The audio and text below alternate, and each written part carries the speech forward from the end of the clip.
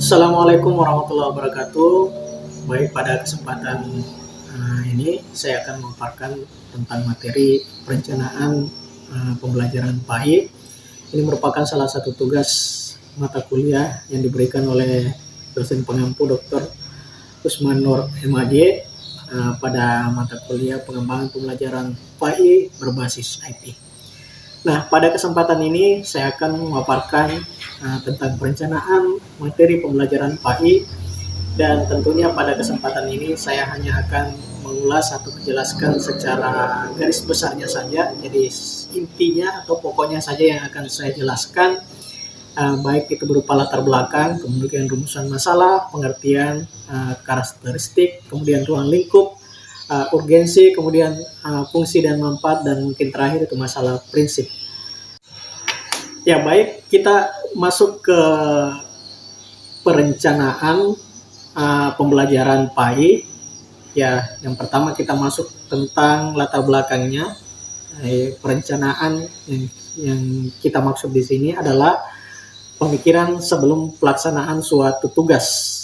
Nah, itu adalah perencanaan. Kemudian yang dimaksud dengan perencanaan pengajaran adalah pemikiran tentang penerapan prinsip-prinsip umum mengajar di dalam pelaksanaan tugas mengajar dalam suatu situasi interaksi guru dan murid, baik di dalam kelas maupun di luar kelas. Nah, sekarang kita mau bahas apa sebenarnya rumusan masalah dari rencana pembelajaran PAI tersebut. Ya, mungkin kita paparkan di sini ada 3. Yang pertama, apa yang dimaksud dengan perencanaan pembelajaran dan fungsinya. Kemudian, apa saja kompetensi penyusun perencanaan pembelajaran. Kemudian yang ketiga, apa saja model-model perencanaan pembelajaran. Untuk pengertian tentang perencanaan pembelajaran atau perencanaan, ini ada beberapa tokoh yang memberikan pengertian tentang perencanaan. Yang pertama kita lihat William H. Newman dalam bukunya Administrative Action, The Organization and Management. Beliau mengemukakan bahwa perencanaan adalah menentukan apa yang akan dilakukan. Kemudian ada juga tokoh yang lain, yaitu Beckham dan Trull, mengemukakan bahwa perencanaan adalah awal dari semua proses yang rasional dan mengandung sifat optimisme yang didasarkan atas kepercayaan bahwa akan dapat mengatasi berbagai macam permasalahan. Ya, sebetulnya banyak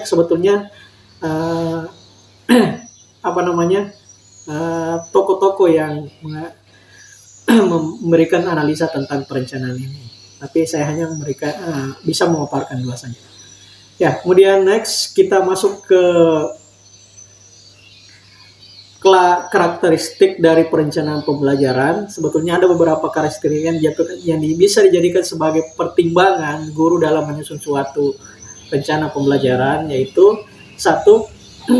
Penyusunan perencanaan pembelajaran ditujukan terhadap siswa yang belajar, baik dari segi kebutuhan siswa, perkembangan siswa, norma positif bagi siswa dan minat serta perhatian siswa. Kemudian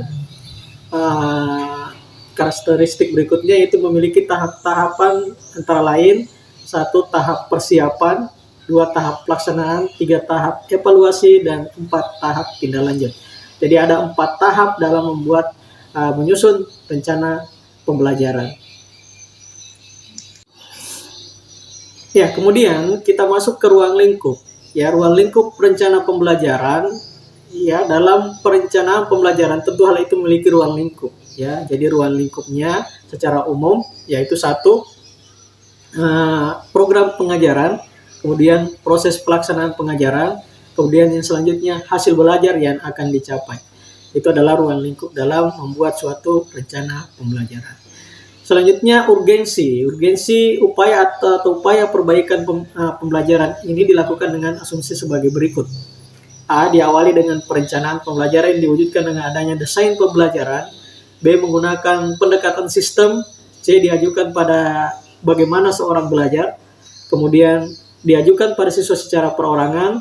Kemudian pembelajaran yang dilakukan akan bermuara pada ketercapaian tujuan pembelajaran. Itu adalah urgensi. atau asumsi yang dilakukan pada pembuatan program perencanaan pembelajaran. Kemudian selanjutnya rencana pembelajaran, ini fungsi dan manfaatnya. Itu berfungsi sebagai alat yang memperjelas tindakan apa yang harus dilakukan oleh guru untuk mencapai ketentuan kompetensi serta tindak lanjut setelah pertemuan selesai. Jadi ini sebetulnya fungsi yang kenapa kita harus membuat rencana pembelajaran. Kemudian sebetulnya manfaatnya apa sih? Kalau fungsinya ada, tentu manfaatnya ada juga.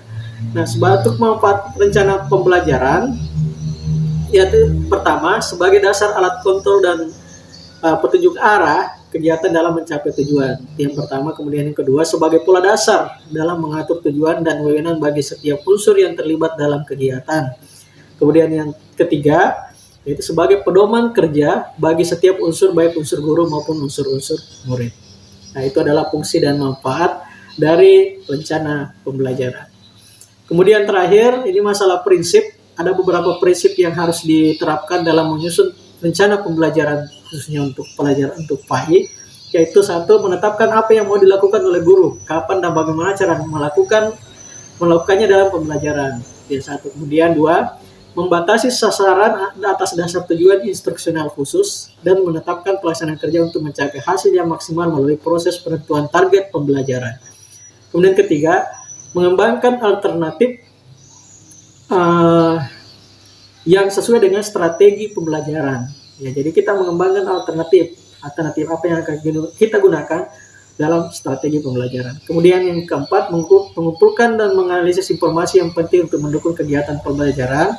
Kemudian terakhir, mempersiapkan dan mengkomunikasikan rencana-rencana dan keputusan-keputusan yang berkaitan dengan pembelajaran kepada pihak yang berkepentingan sebagai pedoman kerja bagi setiap unsur, baik unsur guru maupun unsur murid.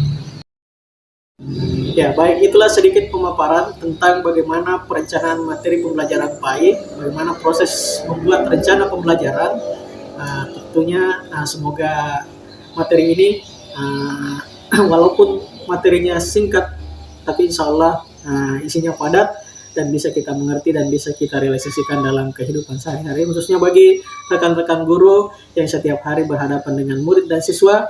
Ya, semoga dengan materi ini bisa menjadi acuan kita dalam membuat rencana pembelajaran sebelum kita melakukan proses belajar mengajar dalam kelas. Terima kasih. Assalamualaikum warahmatullahi wabarakatuh.